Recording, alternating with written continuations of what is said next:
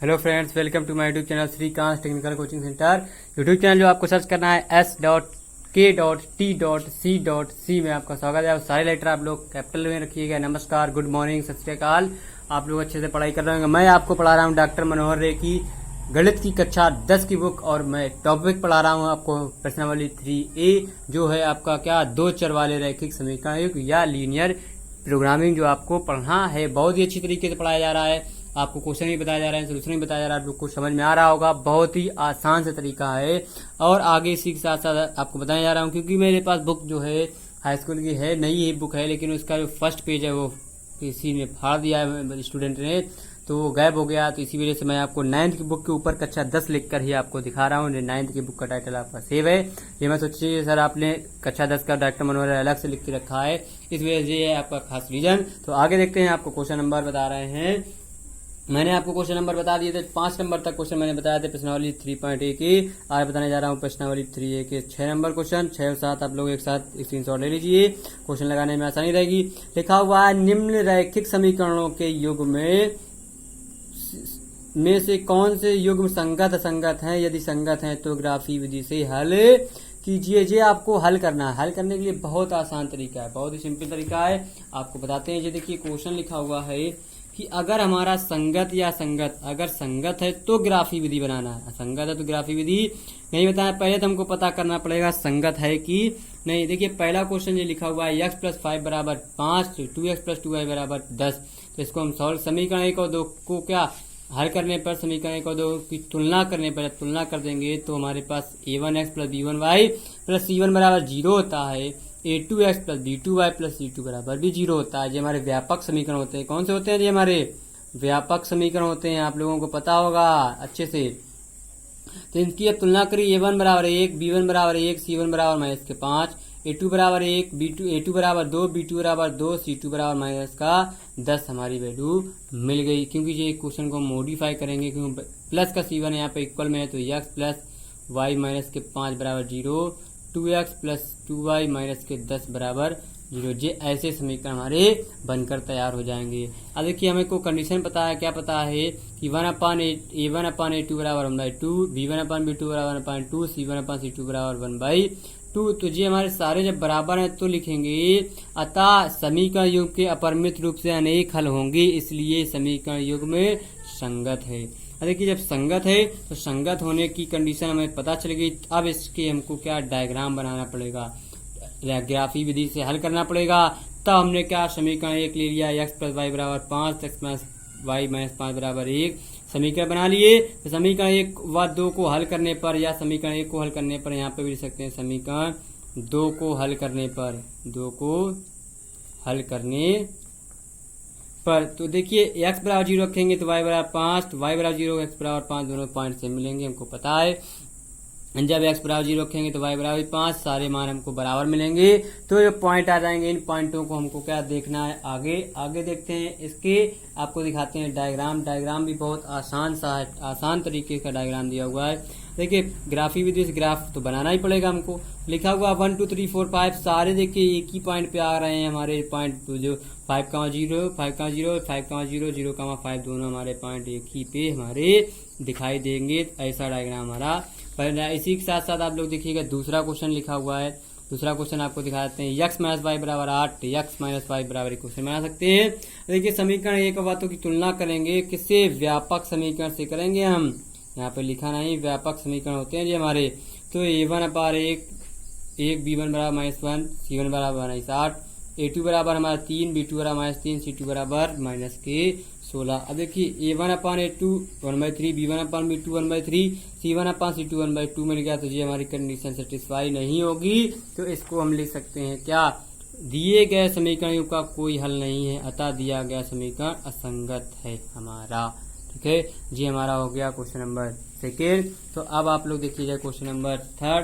तो question number 3 के साथ साथ आप लोग क्वेश्चन नंबर जो लिखे हुए हैं, फर्स्ट सेकेंड लिखे हुए हैं, इसके साथ आप लोग जो सेकेंड थर्ड दिया हुआ है, ये आपको 2 क्वेश्चन आपको स्वयं लगाना है। मैंने दिखा दिए थे, आपको सेकेंड थर्ड बता दिए। ये दोनों आपको क्या होमवर्क में आपको क्वेश्चन करना है। अच्छे से लगाइएगा, कोशिश कीजिएगा। नहीं आएंगे तो हम आपको बता देंगे। अब देखिए इसी के साथ साथ आपको बताते हैं 7 नंबर क्वेश्चन। कंडीशन सब में वही है, क्वेश्चन लिखे हुए हैं, आप लोग क्वेश्चन देख सकते हैं। लिखा हुआ है अनुपातों A1/A2 बराबर B1/B2 और C1/C2 की तुलना कर ज्ञात कीजिए कि निम्नलिखित हमारा जो समीकरणों के योग संगत या संगत हैं। बताना है तो सेम वही कंडीशन करना है। देखिए ये समीकरण दिया हुआ है, यहाँ लिख लिया।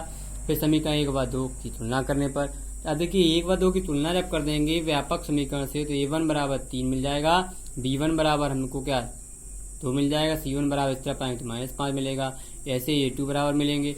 अब देखिए A1 A2 पे जब मिल जाएंगे तो हम जानते हैं कि A1/A2 बराबर 3/2, B1/B2 बराबर 2/-3, C1/C2 बराबर 1। देखिए हमारी कंडीशन बराबर नहीं है तथा दिए गए रैखिक समीकरण संगत समीकरण, देखिए यहाँ पे संगत लिखा हुआ है, कोई दिक्कत नहीं है। संगत के लिए देखिए हमारी कंडीशन ये होती है, संगत के लिए ये होती है और अनेक हल के लिए हमारे पास ये होती है। ठीक है, तो आप लोग ऐसे से यहाँ से कंडीशन देख सकते हैं। ये देखिए कंडीशन लिखी हुई है, संगत संगत कैसे आप लोग पता करेंगे, ये नोट्स में आपको लिखना है। ठीक है, तो ऐसे ही आपको दूसरा, तीसरा और चौथा क्वेश्चन करना है। आप लोग यहाँ से लगाइएगा और आप लोग देखिएगा, आप लोग को पसंद भी आएंगे ये मेथड। तो आपको बताते हैं 8 नंबर क्वेश्चन बहुत ही सिंपल सा है। 8 नंबर क्वेश्चन आप लोग लगा भी सकते हैं। दिखाते हैं आपको 8 नंबर क्वेश्चन। ये देखिए क्वेश्चन आपके पास आ गया, लिखा हुआ एक आयताकार बाग जिसकी लंबाई और चौड़ाई से 4 मीटर अधिक है तो का वृद्धि पर जो हमारी अर्ध परिमाप वहाँ 36 मीटर है। आप बाग की विमाएं ज्ञात कीजिए। बाग की हमें लंबाई और चौड़ाई ज्ञात करना है तो हम लिखेंगे माना आयताकार बाग की लंबाई व चौड़ाई x तथा y मीटर है। तो कंडीशन जो हमारी फर्स्ट दी हुई है क्या, इसकी लंबाई चौड़ाई से 4 मीटर अधिक है। तो लंबाई जो दी है हमारी चौड़ाई पे 4 मीटर अधिक, तो लंबाई में चौड़ाई को हम 4 मीटर ऐड कर देंगे। लंबाई बराबर आ जाए, लंबाई जिसकी लंबाई चौड़ाई से 4 मीटर अधिक है ना, तो लंबाई हमारी क्या है x, तो चौड़ाई हमारी y, तो y + 4 आ गया। तो x - y बराबर 4 इक्वेशन फर्स्ट। कंडीशन सेकंड दी हुई है अर्ध परिमाप जो दिया हुआ है 36 दिया हुआ है। अर्ध परिमाप हमारा क्या होता है 1/2 2x + y बराबर 36। परिमाप होता है 2x + y होता है, अर्ध मतलब आधा, इसको कर देंगे x + y बराबर हमारा 36 मिल गया। अब इसको सॉल्व करेंगे। देखिए यहाँ फॉर्मूला लिखा है आयताकार भाग का परिमाप हमारा ये होता है, लेकिन अर्ध है मतलब तो इसको आधा कर देंगे। समीकरण 1 और 2 को हल जोड़ने पर जब जोड़ देंगे तो x का मान हमको मिल जाएगा 20। तो x का मान उठा के हम रख देंगे, y कट जाएंगे हमारे, तो 2x 2x, तो 36 4 हो जाएंगे 40, तो जोड़ने पर हो जाएंगे हमारे 20। तो x का मान समीकरण 2 में रख देंगे तो y का मान में 16 मिल जाएगा। तो अतः आयताकार बाग की लंबाई 20 मीटर तथा आयताकार बाग की चौड़ाई 16 मीटर। यही हमारे आंसर आ गए। आपको सॉल्व करने पे आसान से क्वेश्चन, बहुत ही अच्छे क्वेश्चन, ना ही आपको टफ है, ना ही आपके लिए बहुत ही सिंपल तो है ही आपको सिंपल। अब देखिए क्वेश्चन हम आपको दिखाते हैं, क्वेश्चन नंबर बता रहे हैं आपको दिखाते हैं 9 नंबर क्वेश्चन। बहुत ही आसान सा क्वेश्चन, बहुत ही सिंपल। इस क्वेश्चन में आपको थोड़ा सा लॉजिक लगाना है, मतलब आपको थोड़ी सी ट्रिक बता के लगाना है। लिखा हुआ है रैखिक समीकरण इतना दिया हुआ है, आपको दी गई है तो 2 चरों में एक से ऐसी और रैखिक समीकरण लिखिए ताकि प्राप्त युग्म ज्यामिति निरूपण जैसा कि हो। पहली कंडीशन है प्रतिच्छेद करती रेखाएं हो, समांतर रेखाएं हो और संपाती रेखाएं हो। हमको देखिए ये क्वेश्चन आप लोगों को रट्टा फिक्सेशन वाला बहुत पढ़े होंगे, लेकिन इसको रट्टा फिक्सेशन नहीं करना है। आपको अपनी थिंकिंग के अनुसार आप जो सोच सकते हैं वो आप यहाँ पे रख सकते हैं। मैं आपको वो तरीका बताऊंगा, इस पे आप लोग देखिएगा, बहुत आसान तरीका है। लिखा हुआ पहले कंडीशन रैखिक समीकरण हमने जो दिया उसको मान लिया, फिर समीकरण 1 की तुलना हमने कर ली इसके साथ, तो हमें A1 A2 B1 C1 के मान हमको मिल गए। तो अतः आप देखिए यहाँ पे माना कि नया रैखिक समीकरण जो है ax + by + c बराबर 0 हो, तो समीकरण 2 मान लिया। तो समीकरण 2 की तुलना करने पर रैखिक समीकरण तुलना A1 बराबर A, B1 बराबर B, C1 बराबर C आ गए। पहली कंडीशन क्या, प्रतिच्छेद करने की कंडीशन क्या होती है, आपस में कोई भी वैल्यू हमारी बराबर नहीं होनी चाहिए। तो 2/A2 बराबर 3/B2 -r/C2। देखिए यहाँ पे माना A1 बराबर 1, B2 बराबर 2, C2 बराबर 3। A1 बराबर 1 रखेंगे बराबर नहीं होंगे, 2 रखेंगे तब भी बराबर, 3 रखेंगे तब भी बराबर। जी हम सोच सकते हैं, अपने अनुसार हम एक क्वेश्चन बना सकते हैं, ना कि आप लोग इसके अनुसार रट्टा नहीं मारना, आपको क्वेश्चन अपने अनुसार बनाना है। ठीक है, तो यहाँ पर जो हमारी क्वेश्चन बनेगी, इसकी क्वेश्चन जो बनेगी हमारी, जो दूसरी क्वेश्चन बनेगी जो नया रैखिक समीकरण इस पे बनेगा, नया रैखिक समीकरण। इस वजह से यहाँ पे जगह छोड़े थे। रैखिक समीकरण जो होगा हमारा प्रतिच्छेदन के लिए तो क्या रहेगा हमारा जो a2 जगह a2x प्लस b2 जो हमारा y है प्लस c2 बराबर 0, तो यहाँ रहेगा x प्लस का b2 जगह पे 2, y प्लस c2 जगह पे हमारा 3 बराबर 0। ये क्वेश्चन बनेगी यहाँ पर आके आपकी नई, जो अगर पूछ लेगा आपसे तो। दूसरी कंडीशन क्या है, समांतर रेखाएं। समांतर के लिए हमारी कंडीशन ये होती है, तो a2 बराबर a, तो a बराबर 2 हमने मान लिया, b2 बराबर कैपिटल B बराबर 3 मान लिया, c2 बराबर C बराबर कैपिटल 4 मान लिया। तो इस कंडीशन को फुलफिल करने के लिए आपको देखिए यहाँ पर देखना पड़ेगा थोड़ा सा। ये देखिए यहाँ पे हमने आपको दिखा रहे हैं नए पेज से, ये पेज इधर कर देते हैं, आपको अच्छा लगेगा, कोई दिक्कत नहीं, कोई परेशानी नहीं है।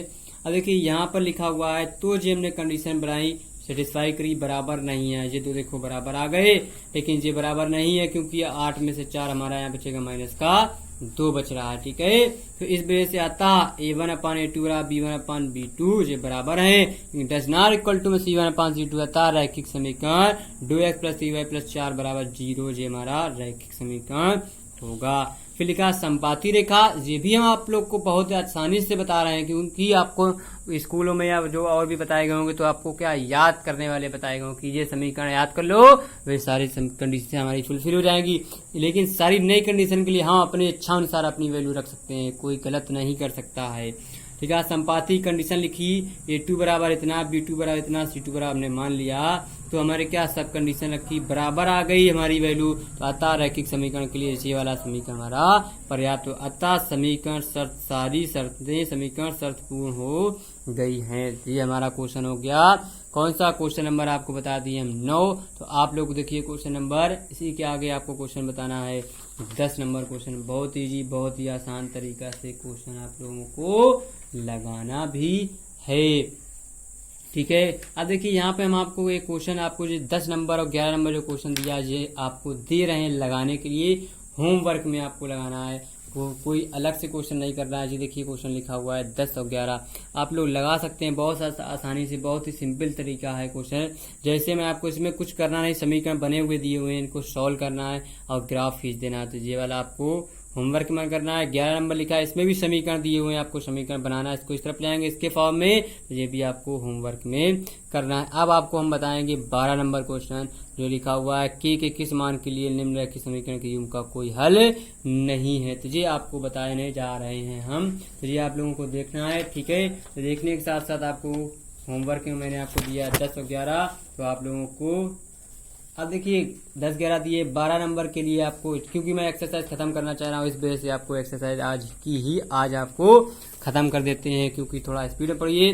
बहुत ही सिंपल से क्वेश्चन दिए हुए हैं कि किस मान के लिए निम्नलिखित रैखिक समीकरणों के युग्म का कोई हल नहीं है। 3x plus Y 2k minus x plus k minus 1y बराबर 2k प्लस 1। समीकरण 1 और 2 रख लिए। समीकरण 1 व 2 की तुलना रैखिक व्यापक समीकरण से करने पर कर दी हमने, तो जो हमारे समीकरण थे इनके मान रख लिए। अतः हम जानते हैं कोई हल नहीं होने के लिए a1 बराबर a1 अपान a2 बराबर b1 अपान b2 कंडीशन होती है। ये मान हमने रखा, तो k का मान इसका इस पे गुणा कर दिया, इसका इस पे कर दिया, तो बराबर से वैल्यू इस तरफ ले आया, तो k बराबर 2 हमारा आंसर आ गया। ये समझ में आ गया, कितना आसान सा तरीका है आपका 12 नंबर।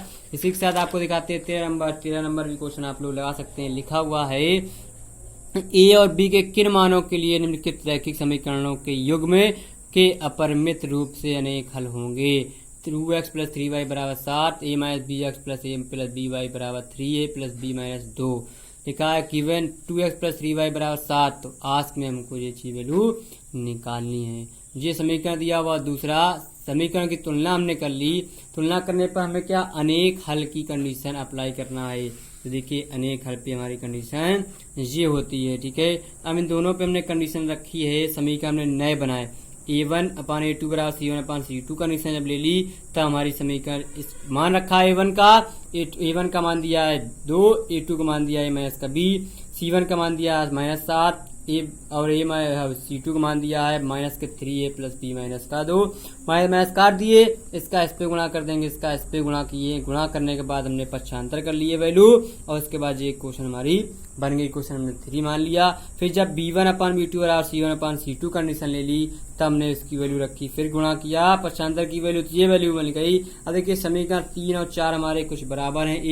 समीकरण 3 और 4 को क्या हल करने पर तो हमने a और b के मान हमारे 5 और a का मान 5, b का मान 6 मिल जाएगा। अब देखिए हल करने पे आपको वैल्यू अगर कुछ डिफरेंट लग रही है तो मैं इसको सॉल्व कर सकता हूँ। कैसे आप लोगों को दिखा सकते हैं। आपको सॉल्व करने पर लिखा हुआ है जो 2 कंडीशन इक्वेशन दिए, देखिए ये ए और समीकरण ए लिखा हुआ है, यहाँ पे हम सॉल्व कर देते हैं। समीकरण 3 व 4 को क्या कर देंगे हम घटाने पर, जब घटा देंगे तो जा जाएगा a माइनस के 9b बराबर माइनस के 4, जा जाएंगे a माइनस के 2b बराबर के माइनस के हमारे प्लस के 3, घटाने पर जे साइन चेंज होंगे प्लस जे कट जाएगा, माइनस के 7b बचेंगे और जे बचेंगे माइनस के 7, तो 7 कट जाएंगे तो b बराबर हमारा 1 ऐसे आ जाएगा।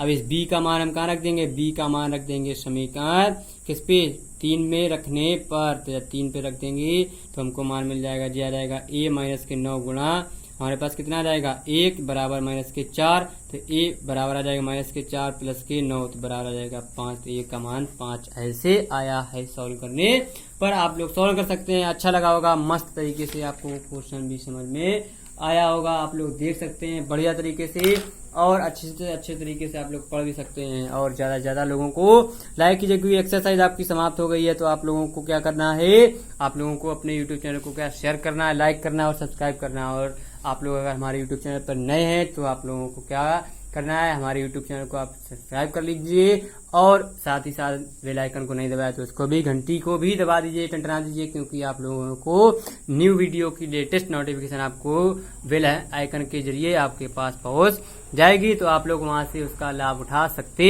हैं। और साथ ही साथ आप लोग अपने फ्रेंड्स दोस्तों को भी दे सकते हैं, क्योंकि आपको डॉक्टर मनोहर की बुक एक ही चैनल पर आपको 9th 10th और 11th 12th और फिजिक्स की भी स्टार्ट होने, फिजिक्स की 10th की चल रही है, 11th 12th की भी आपको बहुत ही जल्द मिल जाएगी, क्योंकि थोड़ा वीडियो क्वालिटी कम आ रही है अच्छी बेस से। आपको नोट्स में उस पर प्रॉपर नोट्स में आपको प्रॉपर दिखना चाहिए, इसी वजह से आपको लॉकडाउन थोड़ा ओपन हो दीजिए, थोड़ा सेटअप ले आएंगे तो आपको वहां से क्लियरिटी अभी आपको मेंटेन हो जाएगी, तो आपको वहां से अच्छा समझ में आने लगेगा। तो कल फिर मिलते हैं, बाय बाय।